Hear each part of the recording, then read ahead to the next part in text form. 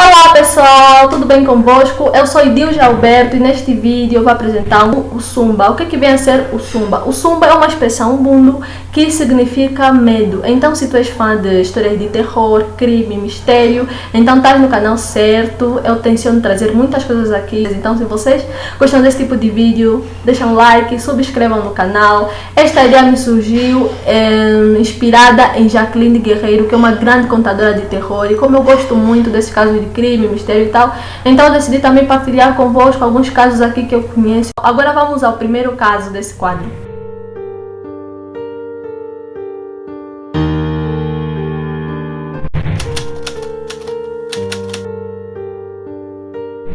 Jorge Valério nasceu no dia 11 de julho de 1992 em Luanda. Era filho de Antônio da Cruz e Eurides Sebastião. O Jorge tinha dois irmãos mais velhos, chamados Roger e Antônio. O Jorge viveu seus 3 primeiros anos de vida em Luanda, até que em 1995 ele e a família mudaram-se para Portugal, porque o pai dele era jogador de basquetebol e ele foi contratado por uma equipa portuguesa. Então eles ficaram lá até 2008, que voltaram para Angola. Ele aqui continuou sua formação e em 2012 o Jorge entrou na Faculdade de Lusíadas de Luanda no curso de Gestão de Recursos Humanos. Por conta da convivência e essas coisas assim com os portugueses e brancos e tal, o Jorge, quando criança, ele dizia que não era negro e mesmo depois de crescer apresentava grandes sinais de aculturação.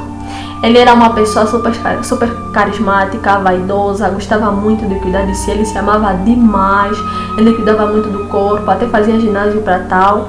Ele chamava a atenção de muita gente, principalmente das meninas. Ele era o galã das meninas, muito fofo, bonitinho e tal. Ele era uma pessoa de personalidade muito forte, não gostava de levar desaforo para casa, engolir sapos não fazia parte do dicionário dele, então ele era assim, cabeça dura. O Jorge namorava com a Jéssica Coelho, de 17 anos de idade. Ele era filha do grande empresário Fernando Coelho. Eles namoravam há mais de 1 ano e o relacionamento deles, ao que conta a família da Jéssica, a família do Jorge, era muito turbulento, discussões, términos, voltas. Para além da Jéssica, o Jorge também namorava com 2 outras Jéssicas, a Jéssica Lopes, que vivia em Portugal, e Jéssica Amor, que eu não sei nada dela, nem fotos encontrei. Então ele tinha um relacionamento com 3 Jéssicas. Então, no dia 29 de setembro de 2012, o Jorge mais uma vez saiu para se divertir. Era um sábado, então ele foi para uma festa e por volta das 22 horas ele pediu para uma amiga que lhe arranjasse uma boleia, que ele tirasse da festa até a casa da namorada Jéssica Coelho. E a amiga concedeu o desejo do Adilson, arranjou a boleia que levou até lá na rua da Jéssica. E esta foi a última vez que o Jorge foi visto. Então no dia seguinte a família ficou preocupada com o desaparecimento do Jorge. Então tentaram entrar em comunicação com os amigos, tendo tido a informação de que ele tinha ido à casa da Jéssica e daí não ouviram mais nada. Ligaram para a Jéssica quando eram 16 horas. E segundo o que a Jéssica explicou, é que eles conversaram e o Jorge tinha algo muito importante para dizer à Jéssica. Então combinaram que iam se encontrar na casa dela. E quando ele chegou, mandou uma mensagem ou ligou para ela, dizendo que já estava no portão. E ela disse que ia descer em 5 minutos. Quando ela desceu, não encontrou o Jorge. Voltou para dentro de casa, tentou ligar várias vezes para o Jorge e o Jorge não respondia às ligações. Então a família ficou ainda mais desesperada, ficaram com medo de que tivesse lhe acontecido alguma coisa muito grave, porque tinham conhecimento que o Jorge tinha uma certa inimizade com alguém. Esse alguém era o adolescente Adilson Monteiro, de 17 anos de idade. Então a família tinha conhecimento desse pequeno problema, desentendimento que eles tinham e suspeitavam que o Adilson tivesse feito alguma coisa com o Jorge. Então tentaram lhe confrontar, até a Jéssica Lopes conversou com o Adilson perguntando se ele sabia de alguma coisa. Ela implorou que ele dissesse alguma coisa se soubesse e ele disse que a discussão deles era muito antiga e ele não tinha nada a ver com isso. Então ficou por isso mesmo. No dia 1 de outubro, a polícia liga para a família com a infeliz notícia de que encontraram o corpo do Jorge nas imediações do 11 de novembro. Segundo a polícia, as pessoas que viviam lá próximo, é que no dia 29 à noite eles ouviam barulhos de tiros, barulhos de gritos e tal, mas não saíram porque é Luanda, né? Tiro, você se mete lá, vão te matar, então eles preferiram ficar dentro de casa mesmo. E no dia seguinte, quando foram lá ver o que era, encontraram o corpo do Jorge.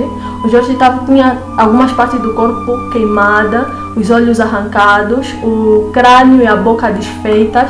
Ele estava totalmente irreconhecível e a polícia determinou que a causa da morte foi estrangulamento. Então a família foi lá ver o corpo para fazer o reconhecimento. O irmão dele, o Roger, entrou para ver se era o irmão e ele só conseguiu reconhecer o Jorge por meio da roupa. A mãe foi privada de ver o Jorge, até foi enterrado e ela não conseguiu olhar para ele porque as pessoas diziam que ela não ia aguentar ver o filho. Então naquele mesmo dia a família tinha plena certeza que aquilo era obra do Adilson e da gangue dele. Então foram atrás do Adilson e dos amigos dele. A família levou com agressões físicas e verbais esses indivíduos até a polícia e ficaram lá presos durante 77 dias. E durante esse todo o tempo eles diziam que não eram eles, não tinham motivos para agredir assim dessa forma o Jorge. Então, passados 77 dias, a polícia não conseguiu evidências que ligassem o Adilson e os amigos dele ao crime, então eles soltaram. Neste mesmo dia, que foi no dia 17 de dezembro, quando o Adilson foi solto, foi presa a Jéssica Coelho, suspeita de ter assassinado o namorado. A Jéssica já era suspeita desde o dia 1 de dezembro, o dia 1 de outubro, que ela foi chamada para depoimento, tudo provavelmente por ela ser a última pessoa a lhe ver, ter chamado e tal. Então a polícia ia desconfiando. E a polícia teve acesso aos registros telefônicos da Jéssica e perceberam que a Jéssica trocou muitas chamadas com alguém naquela noite do assassinato do Jorge. E esse alguém era um motorista, Manuel Lima. Então a polícia fez uma grande pressão sobre Manuel Lima, interrogatórios e tal. Então no final ele confessou. E segundo essa confissão, a Jéssica estava a se lamentar com ele que o Jorge tinha algumas imagens indecentes dela, vídeos sexuais, fotos e tal, e ele estava a ameaçar a Jéssica que ia divulgar aquelas fotos na internet e ia mostrar ao pai dela. Então a Jéssica pediu ao motorista Manuel Lima Bravo que arranjasse algumas pessoas para eliminar o Jorge fisicamente e recuperar o telefone. Então foi nessa que o João Manuel Lima contratou o João Teodoro, o Vitor Valdemiro e o Rodrigues Vidal para fazerem isso. Combinaram que a Jéssica ia lhes pagar $8.000 pelo serviço. No dia do assassinato, o João Teodoro e o Vitor Valdemiro alugaram um carro de marca Toyota Starlet e estavam armados com uma pistola. Eles ficaram à espera do Vidal, mas ele não apareceu. Parece que ele tinha esquecido que tinha compromisso de matar alguém, foi numa cantina beber, esqueceu totalmente o compromisso do assassinato. Então prontos, o João Teodoro e o Vitor Valdemiro tiveram que contratar outra pessoa com o nome de Antônio Nieto e com este foram até a casa da Jéssica e ficaram assim perto da casa à espera do Jorge. Enquanto isso, a Jéssica liga para o Jorge e lhe atrai até a casa dela quando eram 22h04. E ela ia pontualizando o Manuel Lima, que era o motorista, e o motorista ia informando aos executantes. Então, assim que o Jorge chegou, mandou uma mensagem para a Jéssica dizendo que já estava lá.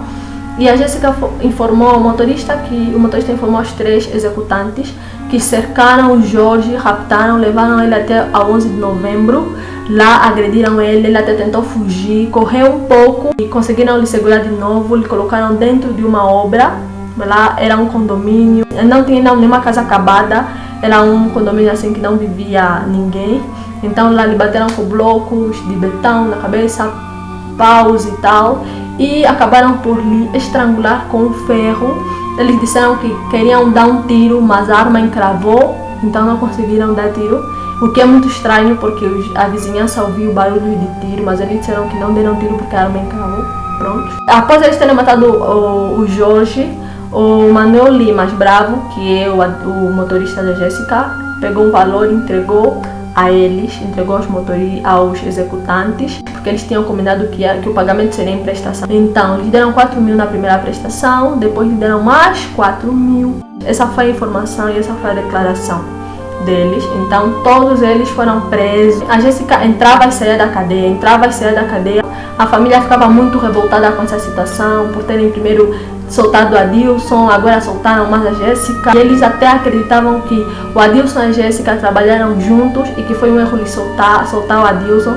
Diziam que a Jéssica e o Adilson eram namorados e que planificaram a morte do Jorge juntos. Eles também afirmaram que o Adilson só foi solto por fazer parte de uma família com poder político e tantas outras acusações. Mas a Jéssica, além de negar ter alguma coisa a ver com a morte do Jorge, ela negou ter um relacionamento com o Adilson, ter uma conexão com ele, então ficou mesmo por isso. Até a família fez várias marchas pedindo justiça pelo Jorge, porque nada estava acontecendo, o tempo estava se passando, já se faziam 10 meses e ninguém estava a ser julgado, só prendiam e soltavam pessoas. Os julgamentos começaram a decorrer e lá no julgamento os 4 meliantes negaram tudo aquilo que eles já assumiram em interrogatórios com a DINIC, naquela época, Direção Nacional de Investigação Criminal, e hoje é SIC. Então, negaram tudo aquilo que eles disseram ao SIC, disseram que o SIC lhes pressionou com surra, agressão e tudo mais, e eles tinham só que aceitar o crime. E os 3 disseram nunca ter visto a Jéssica, e a Jéssica também disse que não conhece lá ninguém além do motorista. A defesa mostrava provas de que o SIC estava a tentar apresentar assassinos falsos para tentar cobrir os verdadeiros assassinos. Algumas coisas que a defesa utilizou a seu favor primeiro, eles apresentaram 2 vídeos em que o SIC estava a instruir os supostos assassinos o que deveriam falar lá dentro do tribunal. Outra coisa utilizada pela defesa foi o facto dos vizinhos disserem que, além dos tiros, dos barulhos de disparos, eles também ouviram alguns ruídos de viaturas, que eram pelo menos 2 viaturas, e foram encontrados no local mesmo algumas marcas de pneu de carros jipes, que não ia condizer com o tipo de carro que eles supostamente utilizaram, que era um carro Toyota Starlet, e os pneus de um Toyota Starlet não faz marcas de carros Jeep. Também foi encontrado no local várias digitais e uma marca de dedo com sangue. Fizeram um teste de locoscopia e nesse teste não conseguiram ver a quem pertenciam as digitais. Não pertenciam nem aos supostos meliantes, nem à vítima. O sangue também não condizia nem com os meliantes, nem com a vítima. E algumas contradições entre os policiais sobre como é que aconteceram os factos também. Era uma coisa que a defesa tentou usar a seu benefício, mas a DINIC, ou seja, o SIC, negou. Pronto, nesse caso estava muito complicado. E também uma coisa que eu achei muito estranha neste caso é o facto de que é a forma como mataram o Jorge. Se eles tinham uma arma, seria muito fácil matar ele com tiros do que matar ele com grande agressão. Afinal, não foi algo pessoal, mas a forma como o Jorge foi morto, aquela tortura toda, arrancar os olhos e tudo mais, parecia algo muito pessoal. Eu assisti uma das declarações de um deles e ele disse que nós batemos com bloco de betão e paus e depois estrangulamos, só isso. E quando os entrevistadores estavam a perguntar sobre o facto de terem arrancado os olhos e queimado o corpo, ele disse, não, nós não queimamos o corpo, não sei o que, mas as imagens, não sei se as imagens dizem que, mas nós não queimamos o corpo. Agora, eu fiquei, mas não, o corpo dele foi encontrado queimado, com os olhos arrancados, mas eles disseram que não arrancaram os olhos nem queimaram o corpo. Ou ele está a mentir, que é o mais provável, ou depois deles apareceu outras pessoas a arrancar os olhos e queimar o corpo, ou então não foram eles. Mas depois de muitas investigações, contradições e tal, a Jéssica e o grupo deles foram condenados. A Jéssica foi condenada a 7 anos, o Ministério Público pediu 8, mas ela ficou com 7, e os demais foram condenados a 21 anos de prisão. Tudo com base às provas do telefone. Segundo eles, encontraram registros de ligações entre a Jéssica, o Jorge, o Manuel Lima, João Teodoro e Vitor Valdemiro. Então, a Jéssica, antes de ligar para o Jorge, estava a conversar com o Bravo pelo telefone. Depois de ter conversado com o Jorge, também viram várias chamadas entre ele e o Bravo. E por volta das 23 horas também, a Jéssica ligou várias vezes para o Bravo. Nessa hora o Jorge já tinha morrido. E também registraram algumas ligações entre o Manuel Lima e o João Teodoro no mesmo dia. Então, todas as ligações nesse intervalo de tempo em que o Jorge morreu foi uma das provas que eles tiveram. Outra prova foi que os números tanto do Jorge, tanto da Jéssica, como da Jéssica, que é normal, né, que vive lá, tanto do Jorge, tanto da Jéssica, do motorista e dos outros dois, que são o João Teodoro e o Vitor Valdemiro, estavam registrados que naquele momento, naquele horário, o telefone dele estava sobre a cobertura de uma antena que ficava perto da casa da Jéssica. Então todos eles estavam lá, conseguiram meter eles na cena do crime, na hora do crime. Então, apesar de todas essas coisinhas aí estranhas, eles foram condenados. E a defesa de Jéssica e de Manuel Lima pediram que a Jéssica e o Manuel Lima pudessem aguardar em liberdade a decisão do Tribunal Supremo, que foi aceita em julho. E após a decisão do Tribunal Supremo, que analisou o caso, eles decidiram que a Jéssica não deveria ficar 7, mas sim 8 anos, e o Manuel Lima não deveria ficar 21, mas sim 24 anos. Então, foi dado mandado de busca para a Jéssica, que naquela altura estavam a desconfiar que tinha fugido.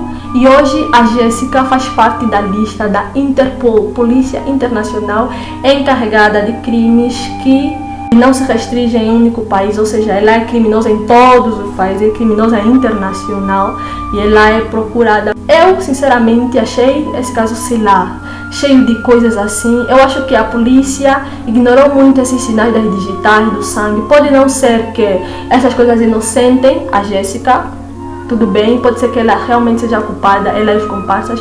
Porém, o que deveria ser feito mesmo é saber se, além deles, tivesse mais outra pessoa envolvida. Talvez eles estejam inocentes, ou talvez eles trabalharam com outras pessoas que hoje estão em liberdade. E ainda mais, a tal pessoa que lhe acusaram foge mais. Tipo, ai meu Deus. Este foi o caso. Eu espero que vocês realmente tenham gostado. Deixem like, subscrevam no canal se vocês realmente gostaram. Então, beijos, até a próxima.